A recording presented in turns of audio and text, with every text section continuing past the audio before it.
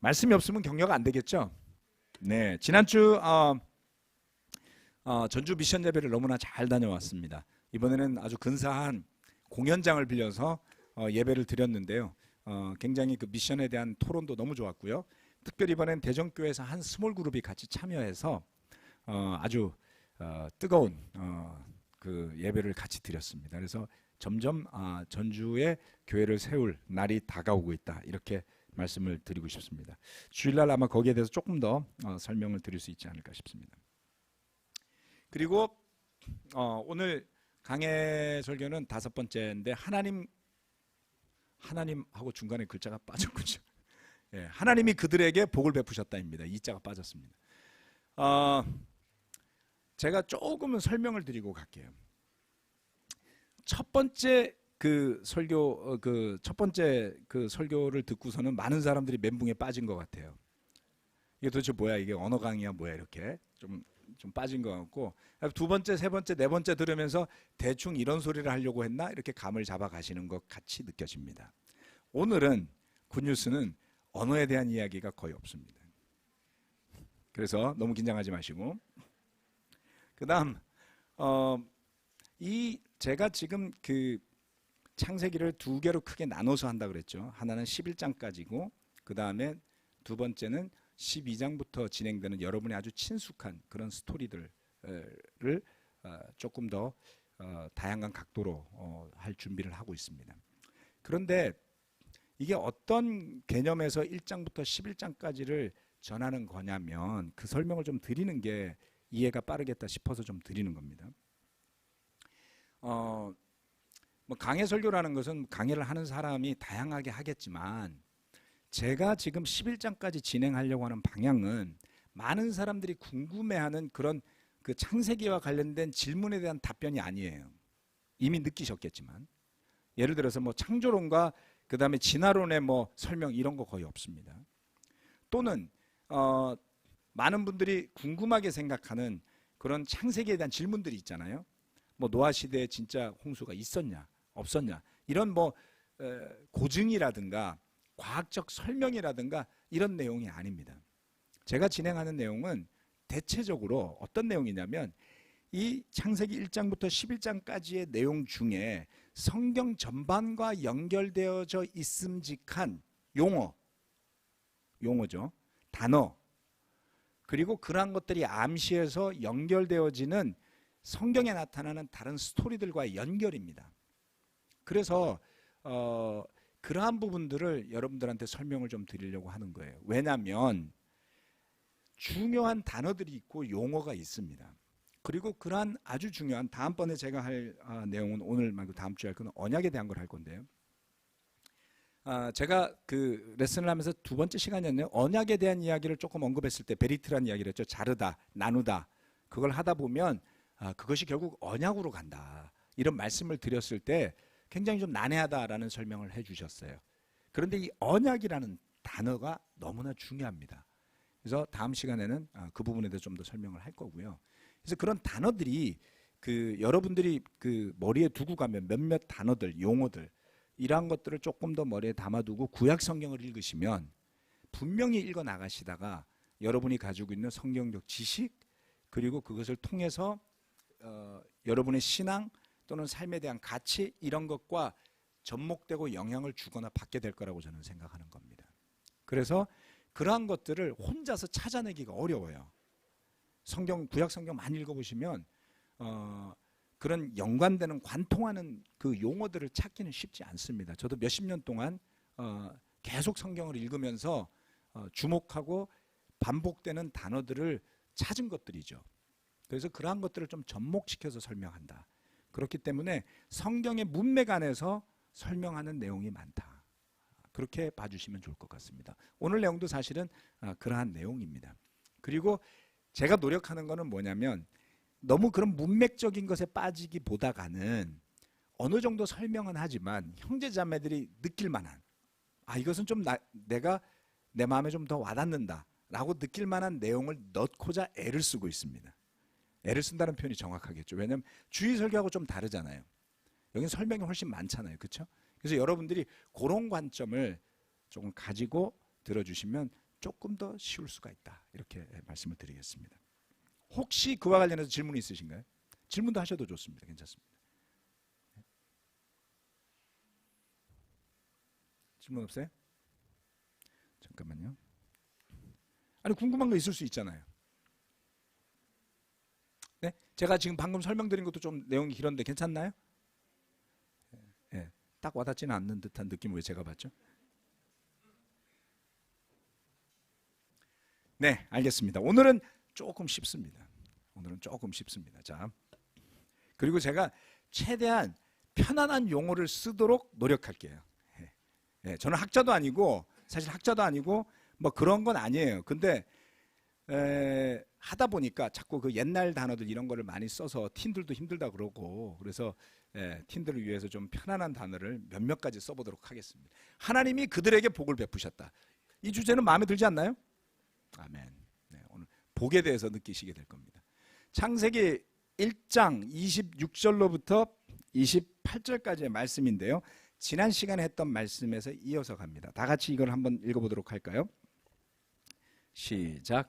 하나님이 말씀하시기를 우리가 우리의 형상을 따라서 우리의 모양대로 사람을 만들자.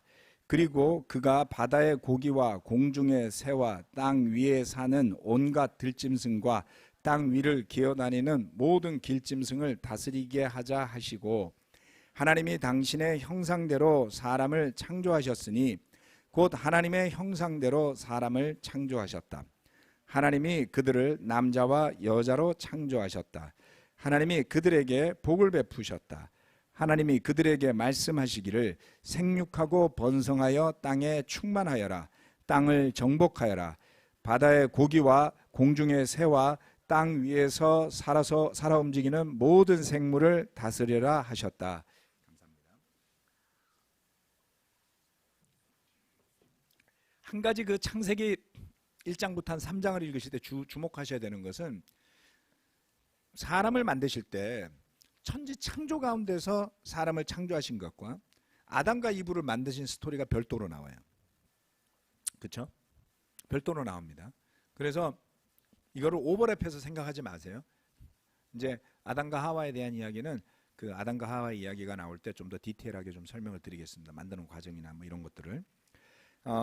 여기에 보면 천지 창조 가운데 하나님께서 우리의 형상, 그래서 우리라는 것이 그 복수의 개념인데 그 복수의 개념이 유일한 하나님이라는 그 유일신이라 그랬죠. 그러니까 그거를 뭐라 하죠? 유일신. 네. 한 분 하나님이시죠. 그래서 요 개념에 대해서 지난주에 좀 설명을 드렸고 막 오락가락 그 용어가 들어가다 보니까 좀 어려우셨을지 모르지만 결국은 이것이 신약으로 연결되어져서 궁극적으로 예수님과 성령님을 통해서 그 하나님의 어떤 그 속성, 흔히들 이야기하는 그 위격이라고 설명을 하죠. 그러니까 성격 이렇게 말할 수는 없으니까 그 복잡한 말을 써서 그 라틴어의 용어로 해가지고 위격이라고 써놓고 책을 막 이딴만하게 써놨거든요. 그거 다 필요 없고 그냥 우리 논리는 안 맞다. 하나면서 셋이다 이런 거기 때문에 굳이 이해하려고 하시지 마라. 이해 안 된다. 그냥 받아들이시면 돼요. 그거를 억지로 배열하고 논리에 맞추다 보면 어긋나게 되고 마르키온이라든가 그 다음에 영지주의 나스틱스가 나온다 그랬죠. 네, 그래서 이것도 굉장히 중요합니다. 여러분 이 두 가지만 제대로 할 수 있으면 최근에 20세기 근처에 들어서 나온 모든 이단은 다 정리가 돼요. 성경적인 가르침이 결국은 벗어나는 게 이 한 분 하나님, 성부, 성자, 성령, 그럼에도 불구하고 한 분이신 하나님, 여기에서 벗어나는 것, 성육신, 여기에서 벗어나는 것들이라는 것을 다 쉽게 아실 수가 있습니다. 자, 지난 시간은 그 이야기를 좀 복잡하게 좀 드렸었고요. 오늘은 조금 쉬운 내용입니다. 자, 오늘의 내용은 뭡니까? 하나님께서 하나님의 형상대로 사람을 창조하셨는데 그들로 하여금 1장 26절 말씀에 보면 그들로 하여금 들짐승과 땅 위를 기어다녀. 다음 이걸 넘길게요. 네. 만물을 다스리라 이렇게 했습니다. 들짐승과 땅 위를 기어다니는 모든 길짐승을 다스리게 하자. 예. 인간으로 하여금 모든 짐승들을 다스리게 하자. 사실 우리가 사자만큼 힘이 센 것도 아니고, 그렇죠? 맘모스처럼 대단히 큰 것도 아니지만 결국 인간은 모든 짐승을 다스리게 되죠. 경이롭습니다, 사실은. 예. 그리고 창세기 1장 28절 말씀은 모든 생물을 다스려라 이렇게 이야기를 하고 있습니다. 수세기 동안 사람들은 모든 생물을 다스리지 못했어요. 예, 꽤 오랫동안. 왜요? 바다는 굉장히 챌린징한 곳이었죠. 그죠? 그래서 유대인들의 그 구약 성경 말씀을 보면 바다 깊은 곳에 레비아단이 있다, 라합이 있다, 그 바닷속에 용이 있다, 뭐 이렇게 표현을 하잖아요. 알 수 없는 엄청난 큰 괴물이 바다에 살고 있다, 이런 신비스러운 표현을 할 만큼 바닷속 생물들에 대해서는 인간이 뚜렷한 지배권을 가지고 있지 않았습니다. 그런데 20세기 들어서면서 어느 정도로 인간의 포획 능력이 발달을 했냐면, 북해 쪽에서 대구를 잡는데 북해 쪽, 그 다음에 대서양, 북대서양 쪽이겠죠. 거기를 쓰는 나라들이 어디냐면은 뭐 캐나다라든가, 그 다음에 영국이라든가, 뭐 그런 그 대서양을 쉐어하고 있는 나라들이 쓸 거 아니에요. 1950년대 들어가지고 대구를 얼마나 잡아들였으면. 영국 사람들 피쉬앤칩스 되게 좋아하잖아요, 그렇죠? 예, 영국 가면 꼭 피쉬앤칩스를 들어보셔야 됩니다. 캐나다 쪽에서 너무나 많이 잡아들여가지고 씨가 말랐어요. 아예 바닷속에서 그냥 싹 사라진 거예요. 얼마나 잘 잡아들이면. 그래서 그 생태계를 복원하는 데 한 60여 년 가까이 걸렸다고 합니다. 이게 무슨 이야기냐면, 서해에 중국과 대한민국이 공유하는 서해라는 바다가 존재하는데, 이제는 어장 관리를 안 해주면 어떤 어종이건 씨를 말릴 수 있다는 거죠. 인간들이 마음만 먹으면 지구상에 사는 그 물속 깊은 곳에 사는 모든 생물을 멸종시킬 능력이 있습니다. 하나님의 모든 생물을 다스리라고 하신 이 말씀이 오랜 시간이 걸렸을지 모르지만 사실이 된 거죠. 네. 하나님의 형상과 모양을 닮은 사람으로 하여금 만물을 다스리게 했습니다. 그처럼 인간은 존엄한 존재인 것이죠. 예.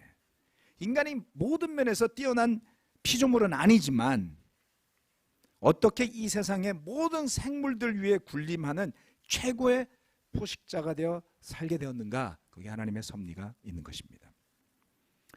그런 우리가 만물의 주인공으로 만들어졌는데, 우리는 때로 너무 초라하고 불안하죠. 이 한 몸 어떻게 먹고 살까? 이 불안함이 떠나지를 않습니다. 그것은 문제가 아닐까요? 뿐만 아니라 또 다른 문제에 휩싸이는데, 그것은 오만과 교만이죠. 그것은 조금 이따가 말씀드리겠습니다. 하나님 이처럼 만물을 다스리라고 우리에게 말씀하신 것이죠.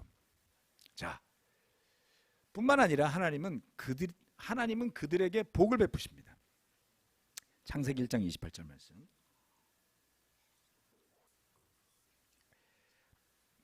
하나님이 그들에게 복을 베푸셨다. 누구에게요? 사람들에게요. 하나님이 창조하신 남자와 여자들에게 복을 베푸셨어요. 그리고 명령하시기를 생육하고 번성하여 땅에 충만하여라. 자, 생육과 번성이 핵심이 아니고 복을 베푸셨다는 게 핵심입니다. 물론 그것도 아주 중요한 것이지만,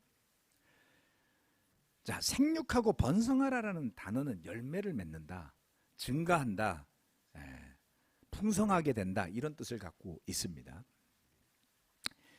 이처럼 번성하라는 말이 어떤 말일까? 요즘엔 잘 와닿지 않죠. 우리 대한민국 인구가 줄어듭니다. 결혼 안 하시는 분들도 많아지고, 지금 우리 사회 전반적으로 결혼을 기피하고, 결혼했더라도 애를 안 가지는 가정도 있고, 그리고 한 명만 놓는 가정도 있고, 2명 놓는 가정이 드뭅니다. 우리 교회가 평균적으로 2명 가까이 결혼하신 분들 대부분은, 가끔 한 분도 계시지만 대부분 2씩 놓죠. 여러분들은 대한민국 평균보다 많은 자녀들 낳고 계신 거예요. 그만큼 가정이 건강하다 이렇게 볼 수 있죠. 그렇지만 결코 많은 숫자가 아닙니다. 결국 둘씩 놓게 되면 인구가 줄게 되겠죠. 왜요? 사고도 날 수 있고요. 병도 걸릴 수도 있고요. 그 둘이 늙을 때까지 다 잘 살라는 법도 없잖아요. 때때로는 아기를 못 낳는 사람들도 있잖아요. 그래서 둘씩 놓는 구조는 인구가 유지되는 구조가 아니죠. 예, 생육하고 번성하는 구조가 아닙니다. 그러면 과연 사람들은 생육하고 번성할 수 있었을까요? 결과적으로 보면 그렇게 되었다라고 볼 수 있는데요.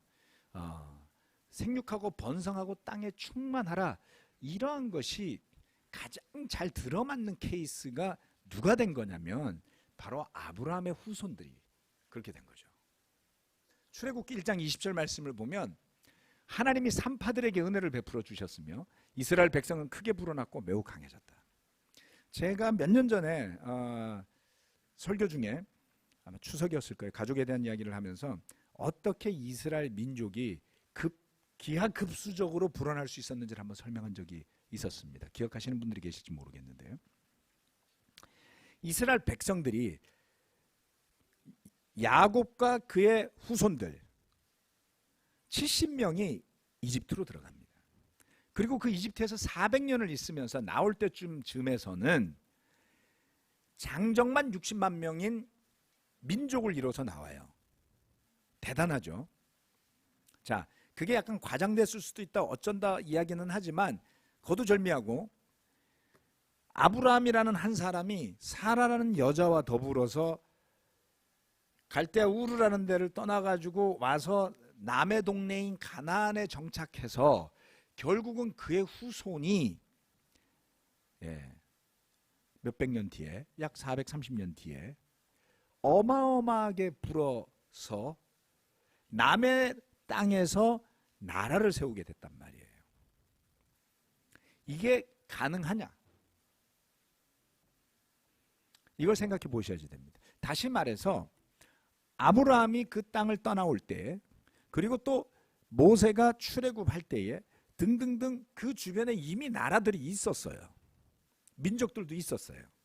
그런데 한 부부가 어떻게 몇백 년이라는 시간이 지났을 때 전혀 새로운 하나의 민족을 구성하고 나라를 구성한 예가 역사적으로 있는지를 한번 찾아보세요.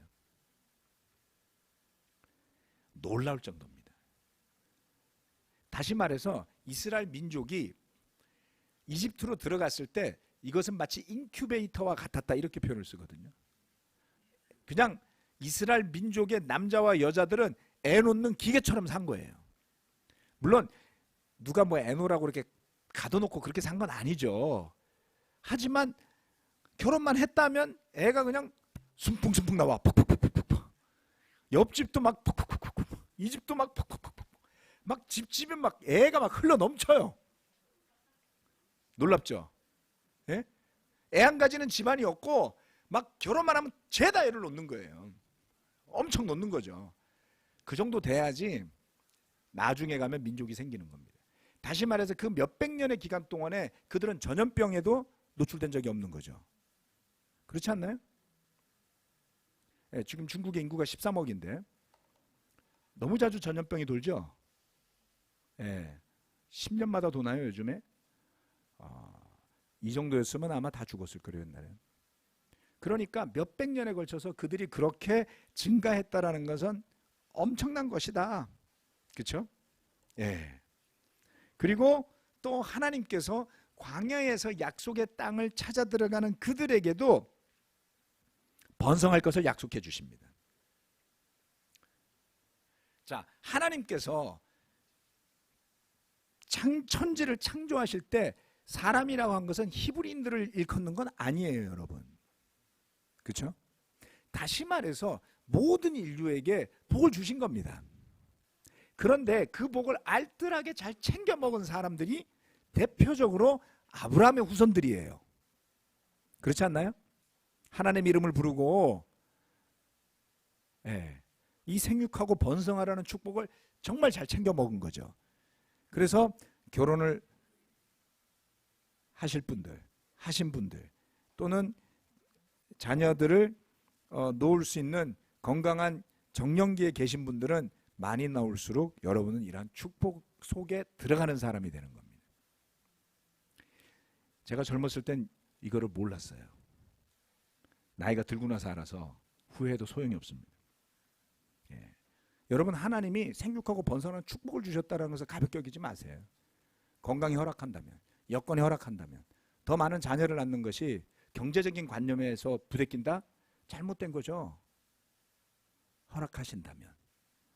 이제서야 우리나라가 그걸 깨닫고 애 하나 더 낳으라고 그렇게 난리를 부리지만 사람들을 애를 놓지 않으려고 그래요. 키우기 힘들다고요. 제대로 먹고 살지 못할 것 같다고요. 여러분, 그렇지 않습니다. 말씀을 잘 묵상해 보십시오. 그것이 축복 중에 하나가 될 수 있다. 물론 연령이 꽤 되신 우리 싱글 형제 자매들은 이 말을 듣고 마음이 불편할 수도 있지만 이건 육체적인 것만을 이야기하는 것은 결코 아닙니다. 영적인 의미가 나중에 나오니까요. 거기까지 보시면 좋을 것 같습니다.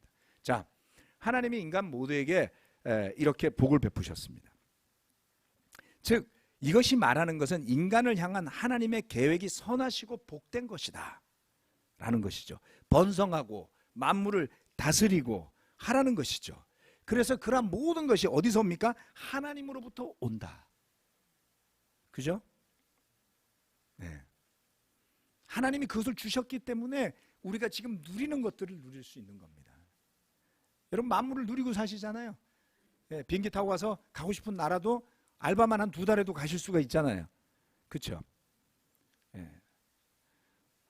가고 싶은, 보고 싶은 많은 곳으로 가실 수가 있습니다. 여러분, 그야말로 하나님이 만드신 것들을 누리고 계시는 것이죠. 그런데 그것이 어디서 옵니까? 하나님으로부터요. 우리가 그것을 알고 하나님을 찬양하면서 사는 삶, 그것이 마땅한데 문제는 이처럼 복을 받고 만물을 다스릴 고난을 받은 인간이 이것을 적절하게 사용하지 않고 오용하게 되면 어떻게 될까요? 문제죠. 만물을 다스리라고 할 때 우리는 선한 청지기가 되어야 합니다. 씨를 말리는 게 아니라, 그렇죠? 서해안에 꽃게에 씨를 말리면 우리는 꽃게를 못 먹게 될 거 아니에요. 그래서 금어기도 만들고, 그렇죠? 동해안에 동태가 다 사라졌어요. 명태가. 너무 슬프지 않습니까? 여러분, 코다리를 먹을 수 없다면, 황태국을 먹을 수 없다면, 명태 한 마리, 명태 살아있는 명태라고 하나요? 살아있는 명태 한 마리가 얼마나 비싼지 몰라요. 그거 막 현상금 내고 그랬죠. 그래서 우리는 지금 러시아산 명태만 먹고 있습니다. 선한 관리인이 되어야만 합니다.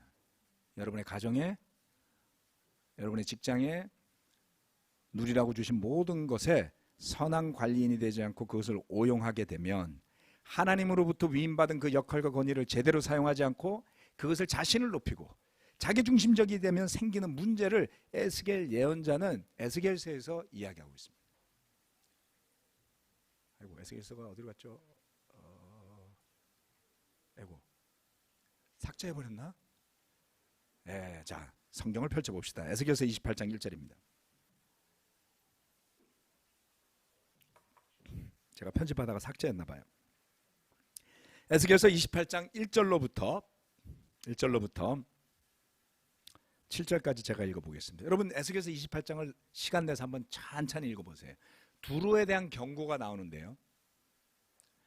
두로에 대한 경고가 나오는데 이걸 잘 읽어보면 이 두로가 무언가를 상징한다는 것을 쉽게 알 수 있습니다. 혹자는 사탄이라고 이야기를 합니다. 물론 그럴 겁니다. 그렇지만 잘 읽어보면 이거 우리 이야기가 될 수가 있어요.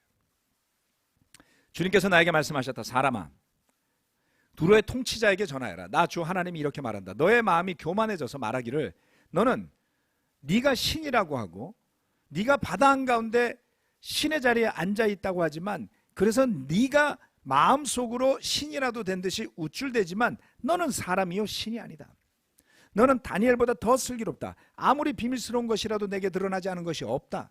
너는 지혜와 총명으로 재산을 모았으며 내 모든 창고에 금과 은을 쌓아놓았다. 너는 무역을 해도 큰 지혜를 가지고 하였으므로 내 재산을 늘렸다. 두로는 바닷가에 있는 도시였죠.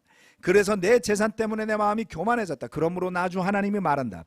내가 마음속으로 신이라도 된 듯이 우쭐대니 내가 이제 이방 사람들 가운데서도 가장 잔인한 외국 사람들을 데려다가 너를 치게 하겠다.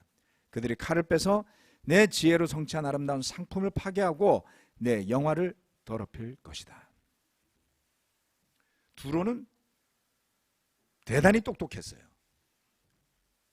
두로의 통치자. 지혜와 총명으로 재산을 모았습니다. 창고에 금과 은을 쌓아놓습니다. 무역을 해도 큰 지혜를 가지고 해서 재산도 엄청 늘렸습니다. 그런데 그렇게 재산이 늘어나고 무역이 성공하자 그 마음이 교만해졌다.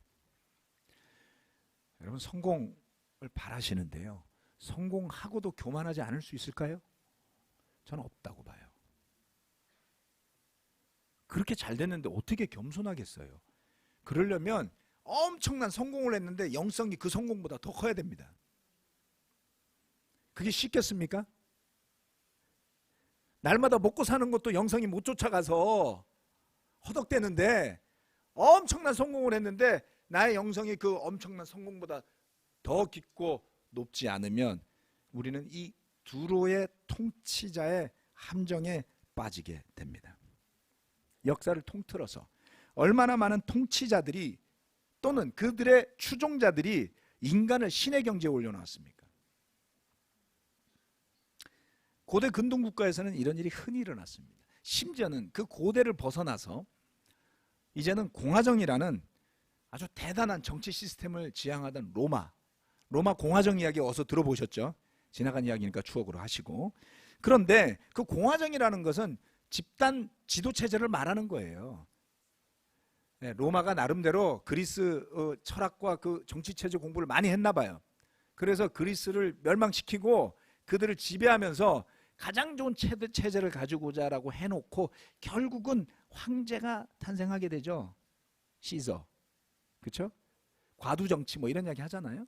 시저가 나오면서 어떻게 했습니까? 권력을 독식하게 되죠. 나중에 아우구스트, 그래서 브루투스한테 칼 맞아 죽잖아요.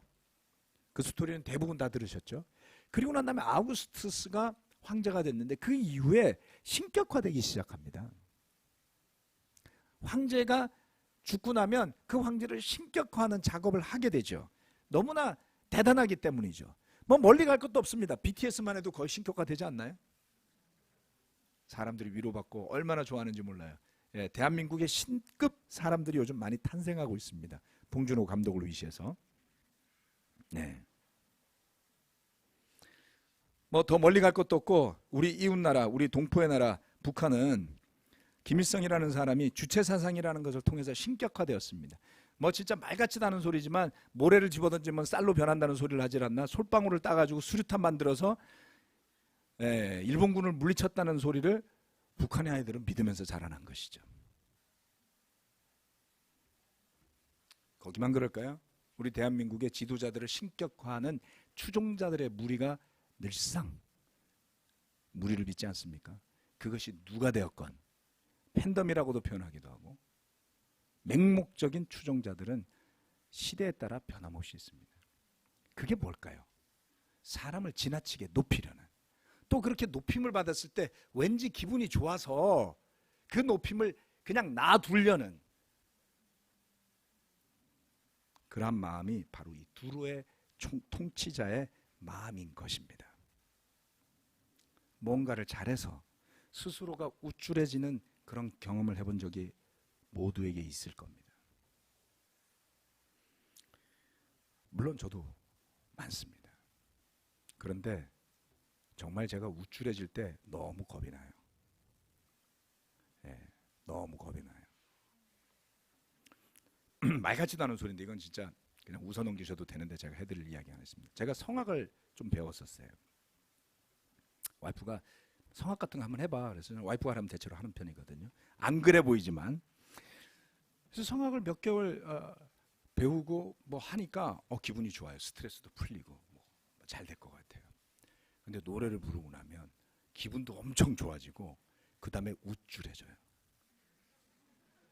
Amazing. 내가 여기서는 안 불렀는데요. 싱가포르에 가서 크리스마스 때 굉장히 그 성악 노래를 잘하는 자매하고 듀엣으로 크리스마스 때 퍼포먼스를 한 적이 있었어요.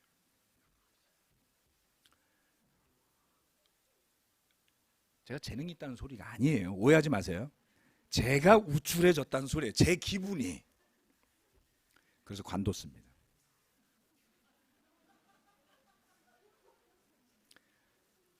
진짜예요. 제 아내는 잘 알 겁니다. 제가 어떤 것을 하면서도 이렇게 우쭐한 기분이 드는 것을 경험해 본 적이 없었어요. 그걸 계속하면 더 잘할 수도 있었겠죠. 여러분 하면 늘어요 다. 물론 해봤자 얼마나 하겠냐고 아주 가소로운 눈치로 저를 보시는데 인정합니다. 인정합니다. 네, 제 수준을 과다하게 생각하진 않아요. 근데 문제는 뭐냐면 그 우쭐해지는 기분이 무섭다라는 거예요. 와우. 여러분 교만해질 때 어떤 느낌이 드세요? 그 느낌을 느끼세요?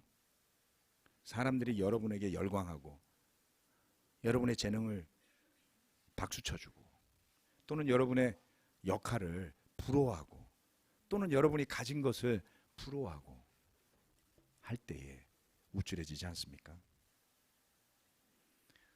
우리에게 중요한 것은 만물을 다스리라고 하셨던 하나님의 창조의 계획, 또한 그런 우리에게 생육하고 번성하라는 복을 주신 하나님의 뜻을 기억하는 것이 중요합니다. 하나님의 명령처럼 인간은 이 땅을 지금 가득 채우고 있습니다. 그렇지만 그 창조주 하나님을 알고 믿고 그 뜻에 순종하는 사람은 그 가운데 소수에 불과하죠. 그래서 이 놀라운 창조에 대한 말씀은 가서 생육하고 번성하라, 다스려라, 이런 말씀은 제 머릿속에서는 어떻게 다가오냐면 마태복음 28장 20절 18절로 20절에 나온 가서 모든 민족을 제자 삼아라 라고 하는 그 예수님의 말씀을 떠올리게 됩니다. 육적인 사람의 창조, 육적인 사람에 대한 축복은 그것이 끝이 아니거든요. 그렇지 않나요? 하나님이 이 세상을 이렇게 창조하신 것은 이것을 영원하게 하시겠다는 뜻이 아니잖아요. 소멸하실 거라 그랬어요. 그렇죠? 물론 물이 아닌 불로 하신다고 그러셨죠. 그런데 결국 이처럼 사람들에게 만물을 다스리게 하시고 사람들을 복을 주신 하나님의 궁극적인 목적과 뜻은 요한계시록에까지 가봐야 되잖아요. 가보세요. 하나님의 축복과 뜻이 어디에 있는지. 그래서 처음에 말씀드린 것처럼 단지 육적으로 생육하고 번성하는 것만을 축복이라고 본다면 그것은 믿지 않는 사람에게도 주어진 아주 일반적인 창조주 하나님의 복인 겁니다. 육적인 사람의 창조, 그에 대한 축복, 그것을 넘어서서 영적인 사람의 탄생, 영적인 축복으로 이어져야 되는 겁니다. 그래서 그냥 태어나서 먹고 살다가 죽는 그러한 인생의 섭리, 이거를 넘어서서 영원한 하나님의 나라에까지 가는 데 이르게 되기를 바라는 것이죠. 우리의 마음을 어떻게 가져야 하겠습니까? 시편 37편 1절로 6절, 10절, 11절 말씀입니다. 오늘 말씀의 결론은 이겁니다. 사실은 하나님이 복을 베푸셨는데 우리가 어떻게 살아야겠습니까? 잘 읽어보시고 묵상하시기를 부탁드리겠습니다. 37장 1절로부터 다 같이 한번 읽어보겠습니다. 시작. 악한 자들이 잘 된다고 해서 속상해하지 말며 불의한 자들이 잘 산다고 해서 시세워하지 말아라. 그들은 풀처럼 빨리 시들고 푸성기처럼 사그라지고 만다. 주님만 의지하고 선을 행하여라. 이 땅에서 사는 동안 성실히 살아라. 기쁨은 오직 주님에게서 찾아라. 주님께서 내 마음의 소원을 들어주신다. 내 갈 길을 주님께 맡기고 주님만 의지하여라. 주님께서 이루어 주실 것이다. 너의 의를 빛과 같이 너의 공의를 한낮의 햇살처럼 빛나게 하실 것이다. 조금만 더 참아라. 악인은 멸망하고야 만다. 아무리 그 있던 자취를 찾아보아도 그는 이미 없을 것이다.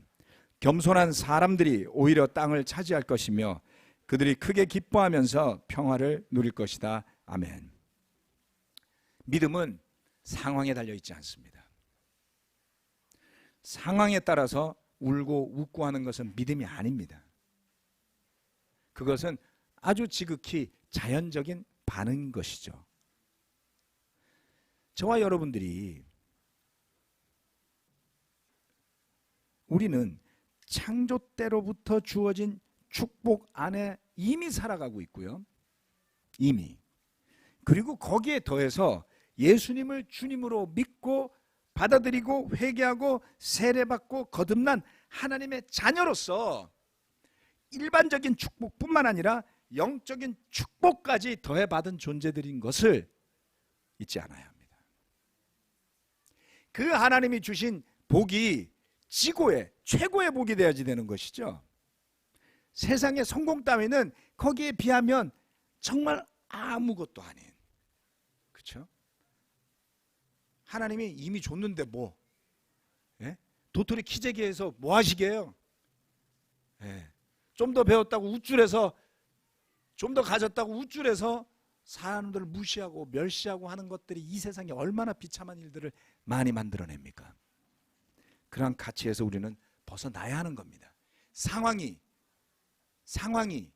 그렇지 않아도 악한 자들이 잘 된다고 속상해하지 말래잖아요. 불의한 자들이 잘 산다고 나는 예수님도 믿고 이렇게 성실한데 도대체 왜 이렇게 잘 살아지지 않을까? 그러지 말래잖아요. 근데 우리가 얼마나 쉽게 그런 생각을 가지나요?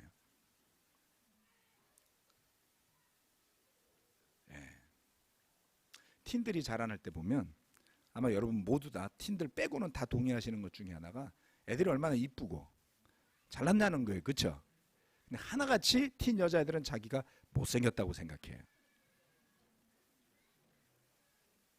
캠퍼스도 비슷해요. It's amazing. 그 나이 때는 그렇게 생각할 수밖에 없을까요? 하나님이 주신 게 얼마나 소중한지를 알 수 있다면, 하나님이 주신 것에 그 축복을 알 수 있다면, 그런 세상적인 기준으로 유튜브에 나오는 다 말라 빠진 여자들이 아름답다고 생각하고 건강을 해쳐가면서 살을 빼겠다는 정신 나간 딸들이 안 나왔으면 좋겠어요. 이건 아주 개인적인 견해입니다. 진정한 아름다움이라는 것은 그런 것이 될 수 없잖아요. 세상이 왜곡된 모습으로, 그렇죠? 각 사람이 얼마나 아름답게 지어진 하나님의 피조물인지를 볼 수 있다면, 또 그 가운데 제자로서 살아간다면 그것이 얼마나 특별한지를 믿음의 눈으로 볼 수 있다면 얼마나 더 달라지겠습니까? 네. 이 말씀을 믿읍시다. 믿음은 하나님의 약속과 그 능력에 달려 있습니다. 그래서 여러분은 이미 모든 인류에게 주어진 하나님의 축복에 더해서 영적인 축복까지 더블로 받으신 분들임을 기억하기 바라고 기도하고 마치겠습니다.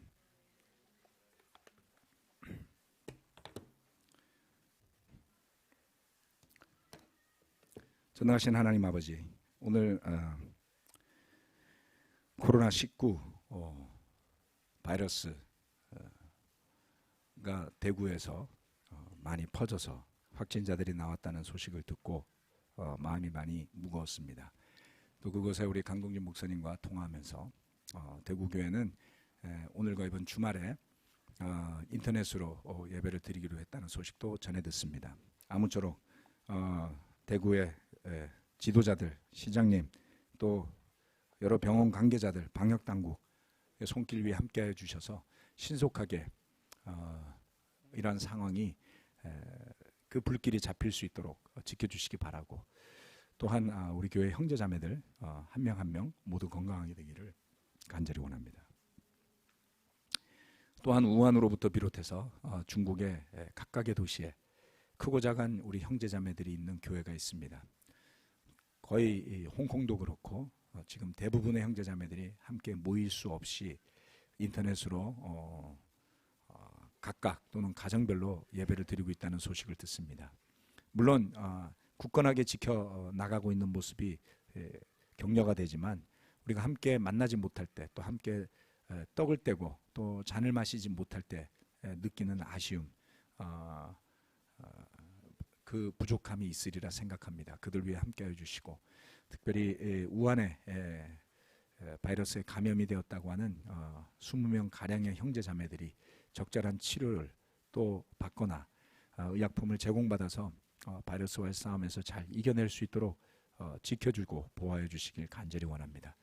우리 한국에 있는 교회들이 그들을 후원하기 위한 마스크 모금을 할 때 또 그 손길 위에도 함께 해주셔서 우리가 후한 마음으로 홍콩과 중국에 있는 형제자매들에게, 비록 우리의 형편도 쉽지는 않지만 그나마 한국이 나은 상황임을 생각할 때 조금 더 보탤 수 있는 그러한 마음을 허락해 주십시오. 오늘 말씀처럼 하나님께서 이 모든 인류에게 얼마나 큰 축복을 주셨는지를 보게 도와주십시오. 인간들이 이기심 때문에 반목하고 질시하고 다투고 싸우고 죽이고 하는 역사가 정말 끊임없이 이어져 왔고 지금도 이어져 가는 와중에 있습니다. 창조주 하나님의 손길, 그 하나님의 놀라운 섭리를 깨닫지 못하고 이해하지 못한 채 때로는 신앙이라는 이름을 가지고 있음에도 불구하고 지극히 인간적으로 지극히 세상적으로 살아온 종교의 역사가 있음을 압니다. 우리가 그와 같은 오류에 빠지지 않게 도와주시고 놀라우신 하나님의 능력이 우리와 함께 하심을 믿어서 상황을 바라보지 아니하고 드러나는 모습을 바라보지 아니하고 오직 영적으로 굳건한 믿음 가운데 주님이 저에게 허락하여 주신 영적인 축복이 있음을 되새기게 도와주셔서 그와 같은 확신 앞에서 그와 같은 믿음으로 어려운 역경도 이겨내고 또 상황이 힘들다 할지라도 그 믿음 가운데 따뜻한 마음을 놓치지 않고 서로 사랑하는 마음들이 풍성하게 도와주셔서 세상에 지치고 목적을 잃어버리고 방황하는 수많은 사람들이 주님의 나라 안에서 그와 같은 생명수와 같은 그 예수님의 복음을 만나게 되기를 간절히 원합니다. 주님께 감사드리며 예수 그리스도 이름으로 기도합니다. 아멘. 마치겠습니다.